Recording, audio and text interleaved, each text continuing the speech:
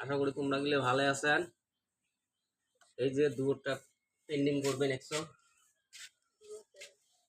এই যে পুরো প্রাইমার মারি আছে, কালার করা খাবে মতো দেওয়া খায়। এই যে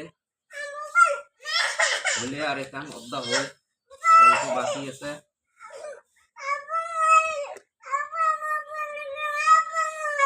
অল্প স্পিরিট করা খাবে, রোদ উঠতে লাগছে, কাম হবে না।